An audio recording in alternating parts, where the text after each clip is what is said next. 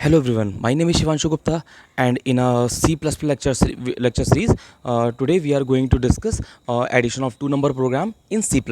Okay, हमने और भी हमने लैंग्वेजेस में हम कोड कर रहे हैं लाइक C में हमने कोड देखा था, पाइथन में हमने कोड देखा है इसी अपने चैनल पर। अब हम C++ में देख रहे हैं कि भाई किस तरीके से C++ अगर लैंग्वेज यूज़ कर रहे हैं तो आखिर दो नंबर कैसे आप इनपुट कराते हो और कैसे उसका सम करके आप डिस्प्ले करते हो।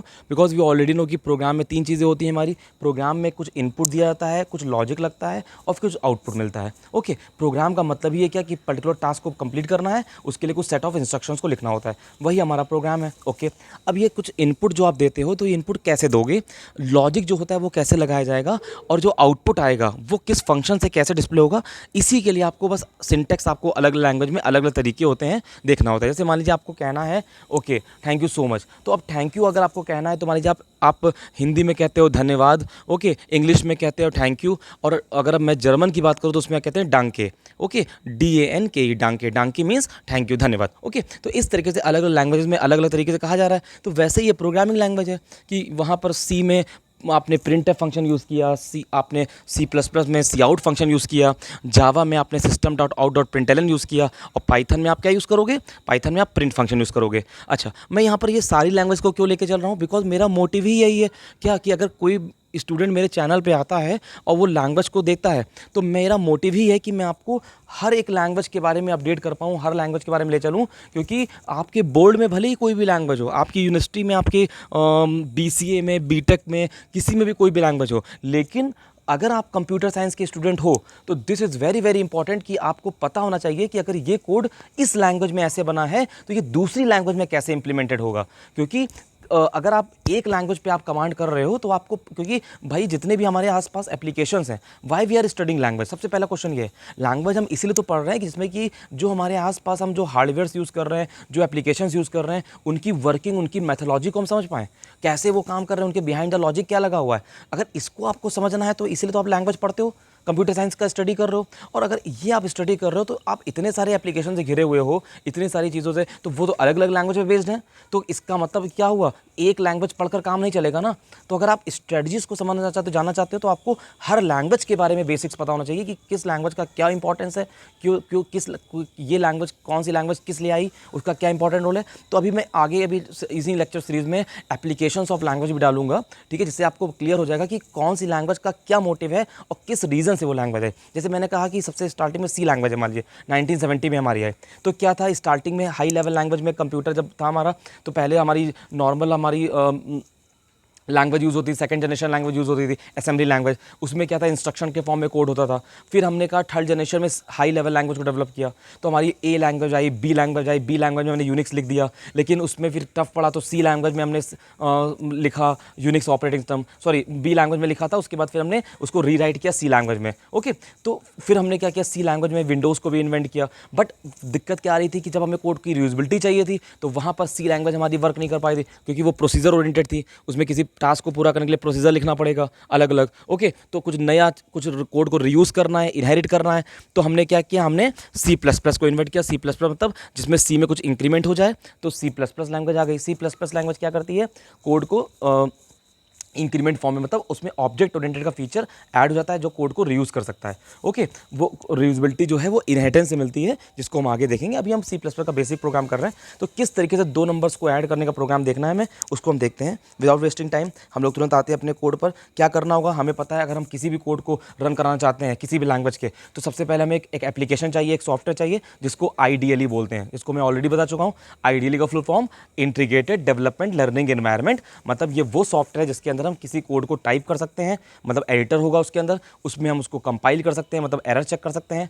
तो एरर चेकर होगा उसके अंदर, हमारा कंपाइलर होगा, ठीक है, एंड आपका हम उसको रन करा सकते हैं। डैट में उसके अंदर क्या होगा, आपका रनिंग की फैसिलिटी होगी। तो ये सारा इंटीग्रेटेड, मतलब सब कंबाइन है ना एक के अंदर, तो इसको इंटीग्रेटेड कहते हैं। डेवलपमेंट का मतलब इसके अंदर कोड डेवलप कर सकते हैं, लर्निंग मतलब उसमें लर्न भी करते हैं, और इन्वायरमेंट मतलब पूरा वातावरण देता है हमें कि कोड बनाने से लगाकर रन कराने तक सब कुछ इसके अंदर अवेलेबल है। ओके, इसीलिए इसको बोलते हैं IDLE, integrated development learning environment.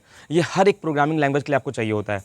और हम अभी यहाँ देखें, अगर ये देखिए, जैसे यहाँ पर मैंने आपको बताया CXXDROID, ये ये हमारा क्या है, आइडियली है, जिसको हम सी और सी प्लस प्लस लैंग्वेज के लिए यूज़ करेंगे। यहाँ पर देखिए मेरी स्क्रीन पर जो सबसे लास्ट कॉलम है उसमें सबसे लास्ट में एक जेवी करके ऑरेंज कलर का एप्लीकेशन है, जेवी ड्रॉइड। ये जावा के लिए मैं यूज़ करता हूँ। और एक एप्लीकेशन है मेरा क्या, पाइड्रॉइड 3। ये सेकेंड लास्ट कॉलम जो हमारा है उसमें रो नंबर 3 पर देखिए, ठीक है, पाइड्रॉइड 3 नाम का एप्लीकेशन, इसमें मैं पाइथन का कोड रन कराता हूँ। तो ये 4 ही मेन बेसिक लैंग्वेज हैं, और जिसके लिए मोबाइल पे मेरे पास एप्लीकेशंस हैं। मैं मोबाइल पे एप्लीकेशंस क्यों बता रहा हूँ, because mobile is very very handy. और प्रोग्रामिंग लैंग्वेज में जब तक हम कोड को ज़बरदस्त तरीके से रन नहीं कराएंगे, प्रैक्टिस नहीं करेंगे, तब तक हमें कोड को कमांड नहीं होगा। इसीलिए हमें क्या, मैं मोबाइल पे बता रहा हूँ जिसमें कि आप कोड की प्रैक्टिस में करिए। बाकी जो बड़े प्रोजेक्ट्स होंगे जो उसको और मेमोराइज करना है, कोड को देखना है, उसके लिए आप आराम से मोबाइल सिस्टम यूज़ करिए। मैं सिस्टम्स के भी एक आध कोड बना के डाल दूंगा, इससे आप देख लेंगे ये सिस्टम पे कैसे रन होते हैं। ओके, चलिए हमने एप्लीकेशन को ओपन किया। ओके, यहाँ पर देखिए सामने आपके पास एक कोड लिखा हुआ है। लाइन नंबर 1 एंड 2 क्या है, ऑलरेडी टोल्ड व्हाट, कि लाइन नंबर 1 एंड 2 में hash include iostream.h hash include coin.h, these are the header files. Okay, ये टॉप पे हमेशा रहती हैं, मतलब कोड के हेड पर रहेंगी।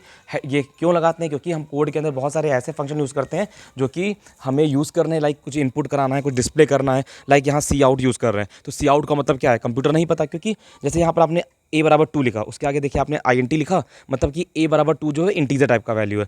तो कंप्यूटर को आपने बताया ना, इंस्ट्रक्शन दिया कि भैया a बराबर 2 जो है इंटीजर है, तो आपने INT लगाया कीवर्ड। बट सी आउट के बाद, सी आउट में आपने सीधे लिख दिया द सम इज सी। अब कंप्यूटर को क्या पता था सम इज सी का मतलब क्या करना है उसको, तो सी आउट का मतलब क्या है, तो इसका मतलब इसकी डेफिनेशन क्या होगी, इस हेडर फाइल्स के अंदर होगी। ठीक है, तो ये हेडर फाइल आप अगर इंक्लूड कर लोगे अपने प्रोग्राम में, तो क्या होगा, आपको बार बार इनकी डेफिनेशन नहीं बतानी है। इसीलिए हेडर फाइल हर प्रोग्राम में सी और सी प्लस प्लस के कोड्स में ऐड की जाती है। जावा में पैकेजेस ऐड किए जाते हैं, और पाइथन में मॉड्यूल्स ऐड करे जाते हैं, उसमें उनकी डेफिनेशन होती हैं। ओके, चलिए, तो हमने क्या किया, यहाँ पर हेडर फाइल लगा दी लाइन नंबर 1 2 में। लाइन नंबर 3 में क्या है, वॉइड मेन। वॉइड मेन का मतलब प्रोग्राम का मेन एग्जीक्यूशन यहीं से है, अंदर आ गए। लाइन नंबर 4 में ओपन ब्रेसेस, मतलब कि कोड यहाँ से स्टार्टेड है। लाइन नंबर 5 में INT a बराबर 2 b बराबर 3 एंड कॉमा c का मतलब है कि a में 2 स्टोर है, b में 3 स्टोर है, एंड c एक खाली वेरिएबल है जिसके अंदर हमें सम स्टोर करना है। लाइन नंबर 6 में हमने क्या किया, c बराबर a प्लस b फॉर्मूला लगाया। आप यहाँ पर प्लस की जगह माइनस करके, मल्टीप्लाई करके डिफरेंट डिफरेंट प्रोग्राम्स के लॉजिक्स बना सकते हो। ओके, बस यहाँ लाइन नंबर 6 में आप अलग अलग फॉर्मूले बदलिए और डिफरेंट कोड्स को आप रन कराइए, जिसको हम आगे देखेंगे। ओके, और लाइन नंबर 7 में क्या किया, cout is a output function. ठीक है, ऑब्जेक्ट कह सकते हो, आउटपुट ऑब्जेक्ट है। ठीक है, और इसके बाद जो ये आपने जो डबल आप देख रहे हो, ये ग्रेटर देन के साइन, ये क्या है बेटा, ये आपका है आपका what, put to operator. Put to का मतलब इसका मुंह बाहर की तरफ होगा, ऑपरेटर का मतलब ये कुछ डिस्प्ले कर रहा है, पुट कर रहा है स्क्रीन पर, तो ये पुट टू ऑपरेटर है। इसके आगे जो भी आप डबल कोट्स में लिख दोगे वो चीज़ आपकी डिस्प्ले हो जाएगी। ओके, फिर अगेन पुट टू ऑपरेटर लिखकर आप क्या करोगे, आप वेरिएबल लिखोगे, वो वेरिएबल लिखोगे जिसमें आपकी वैल्यू पड़ी है। देखिए, अगर आप थोड़ा सा नोटिस करो तो जो सी लैंग्वेज होती है उसमें यही काम प्रिंटफ करता है, और वहाँ पर डबल कोट्स के अंदर मॉड डी और इस तरीके से आपका दिया होता है। ठीक है, वो एक फॉर्मेटेड सिंटैक्स है। अब वही काम यहाँ पर आपका क्या होता है, सी आउट फंक्शन करता है, उसका अपना सिंटैक्स है कि डबल कोट्स में मैसेज दे दिया और फिर अगेन पुट टू ऑपरेटर लगा के वेरिएबल लिख दिया। ओके, यही काम जावा में system dot dot dot println करता है, डबल कोट्स में मैसेज फिर प्लस करके सी लिखते हैं, और यही काम पाइथन में डबल कोट्स में मैसेज फिर कॉमा करके सी लिखते हैं। अगर थोड़ा सा आप एक साथ इन कोड्स को देख लो और एक A4 साइज पेपर पे 4 कॉलम बनाकर इन कोड्स के आप चारों कॉलम में फीड कर लो, तो देखोगे आपकी बहुत जल्दी आप कैच कर लोगे कि चारों लैंग्वेजेस में किस तरीके से डिफरेंस आ रहा है और चारों लैंग्वेज किस सिंटैक्स पे काम करती हैं, और आप एक ही टाइम पे चारों लैंग्वेज पे कमांड कर पाओगे बहुत ही आसानी से। ओके, चलिए फिलहाल अभी हम C++ देख रहे हैं, तो यहाँ पर लाइन नंबर 7 को सिंटैक्स जो है, मैसेज आप बदलते जाओगे अपने नए नए कोड के अकॉर्डिंग, और जिस वेरिएबल में आपका आंसर है उसको आप पुट टू ऑपरेटर के बाद दे दोगे, तो इससे आपका रिजल्ट डिस्प्ले हो जाएगा। ठीक है, तो इसको मैं रन कराता हूँ। यहाँ पर देखिए ये एरो का जो सिंबल बना हुआ है राइट हैंड साइड पे एंड में, उस पर मैं क्लिक करूँगा, और हमने क्या देखा, द सम इज़ 5। तो इस तरीके से हम क्या करेंगे, हमने जो भी 2 नंबर्स दिए थे उनका हमें सम मिल गया। ओके, चलिए, थैंक यू सो मच।